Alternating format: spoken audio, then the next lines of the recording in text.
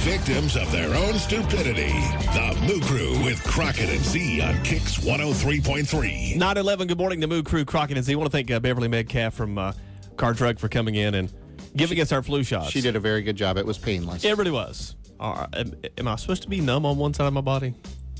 Is that normal? I think so. Okay, good. Okay, I just didn't want to be alarmed about it. But go by and see those folks. They've got the flu shots, and Beverly's a good shot giver, I guess, if that's a appropriate title. I don't know. Yeah, she was pretty. Yeah, good. it was, and all the folks here. Nobody passed out, and even Charlene. Yeah, she was nervous. I've never seen her nervous before, and she was. With a little word, she was going to pass out there for a minute, but she did okay. Yeah, so. she did great. So thanks to Beverly for coming by and giving us our flu shots. If you got reservations about getting a flu shot, it doesn't hurt at Car Drug. So. It wasn't bad at all.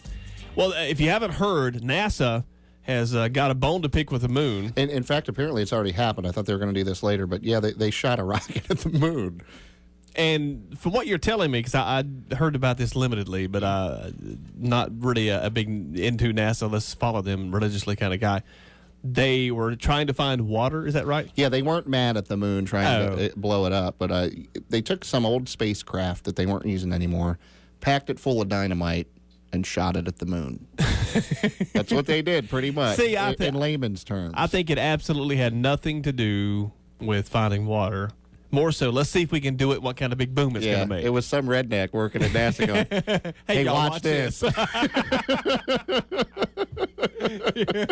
I wonder what happened if we all got liquored up, put this dynamite in this, lit this thing up, and see how far it goes. Wonder how much dynamite we can pack into that space capsule. How much would it take to get it to the moon? Well, what we got to do with that now?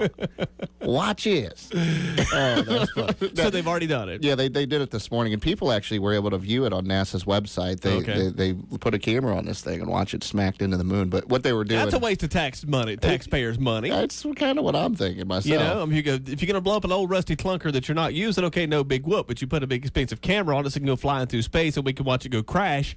To me, that makes no sense. $79 million it cost them to do this. $79 million to throw up an old clunker and blow it up? Yeah.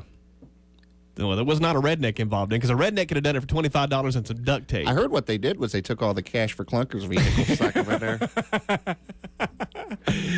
the rockets for clunkers, you know. Yeah, and then Dr. Evil got a hold of him and said, I'm going to blow up the moon. That's right, $1 million. Now, what they were doing, apparently they thought there might be some water in this one spot, like down below the surface of the moon.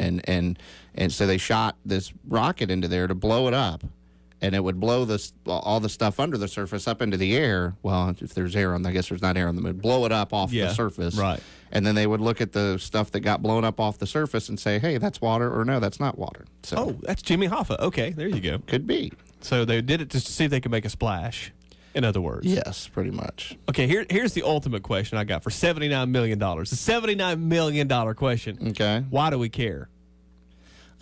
So in the future, I guess if you wanted to go live on the moon, there, you could have a lake in your yard. Look, we can't even get condos built in downtown Charlotte. How are we going to be in the moon?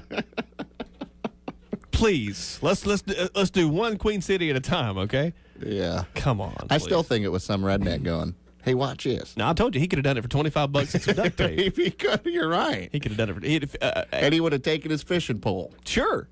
I want one of them moon bass. Strap it on my back, boys. Yeah. It was Bruce Willis.